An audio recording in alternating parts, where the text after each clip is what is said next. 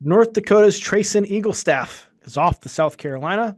That name sounds familiar to you because probably because he dropped 40 points against Alabama. North Dakota gave the Crimson Tide a fight back in December. He also scored 51 in the Summit League tournament in a game for the Fighting Hawks. He is now headed to be a Gamecock. Dion, that's a bit of a surprising pick for him, given some of the other schools that were after him that were much bigger names than South Carolina. Yeah. You want to know why he chose South Carolina? Actually, we'll talk about his game first. We'll talk about his game first. But I do know why he chose South Carolina. I'll say that. The kid can shoot a little bit. I think he creates for himself pretty well. Very high volume, but there's nothing wrong with that. He's able to get to his looks easily.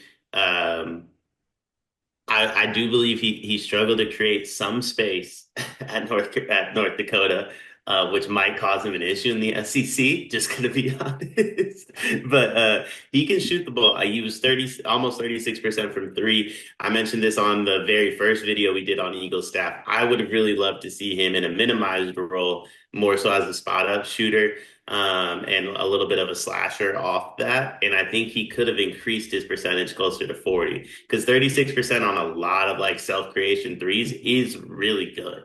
That is really good. But, you know, he didn't want to do that. Yeah, two and a half made threes per game each of the last two seasons.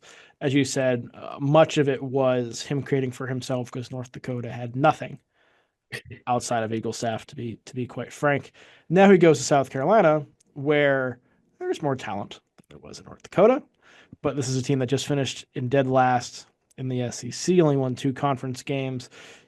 They brought him in to be a major offensive factor, right? He's not necessarily going to be the go-to guy, but they need him to be one of their go-to guys. And judging by what you were saying, it sounds like you're not a huge fan of the fit. It's not that I'm not a huge fan of the fit. I don't want to go that far because we haven't seen it yet. I don't know what they're going to do next. When you choose South Carolina over the other schools that were on your list, it tells me one thing.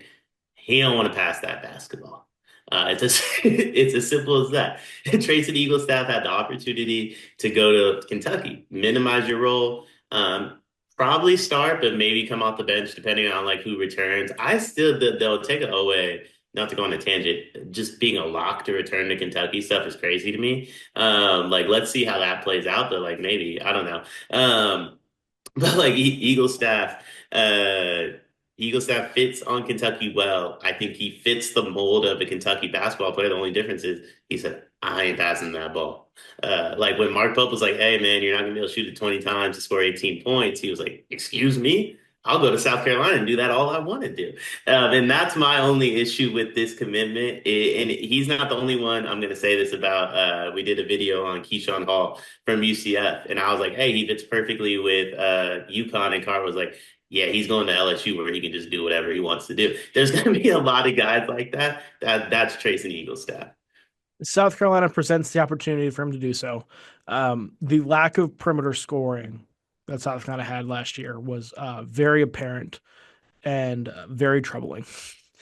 Now, I think you add him, you add Eli Ellis coming in as a freshman from overtime elite.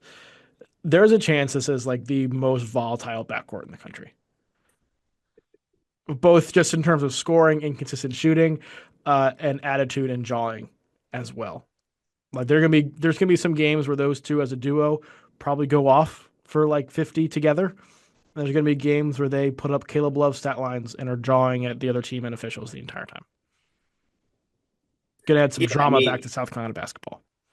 yeah, and all this is happening. I mean, we're talking about 25 shots, 22 points type of thing. No, I'm just kidding. Like this kid can actually play. He can play. I just would have his best fit is not on South Carolina. It's on a team like Alabama or Kentucky where he minimizes his role, in my opinion. Could be wrong though. Like, what if this kid was just special? I do. It will be interesting to see him without, or with a little bit more help, and without being the lone player on a scouting report, right? Because I do think some of the inconsistencies he's had, where he would go for 51 and then the next game go for six, is because defenses could treat him a certain way. because there's nobody else they were worried about beating them. Well, I mean, yeah, I agree. There is no excuse for going from 51 to 6 points, though. Like There is that's not, but I think that probably plays a factor.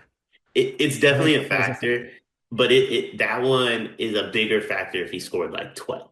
Like you still if you're on North Dakota all by yourself, you still got to get the double digits somehow. Like that's your one thing.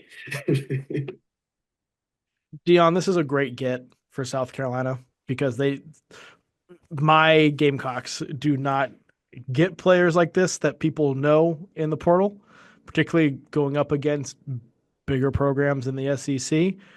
I think Eaglestaff's going to get what he wants to with a bigger role, a starting role. He's going to get to still be a gunner. Is it maximize him as a player? I don't know, but selfishly, I'm excited to watch it. I think it's gonna be great. I think it's gonna be great. I think it's bare minimum. It would at least be entertaining. When was the last time South Carolina basketball was entertaining? GG Jackson. Not entertaining. He was entertaining to me. There was nothing more entertaining than when he went in the locker room, went on IG Live immediately after a loss. Tried to block that out of my mind. Thank you for bringing that up. I'll send you the video. It is March, and that means that March Madness is upon us. And if you are looking for a place to play, Underdog Fantasy has you covered.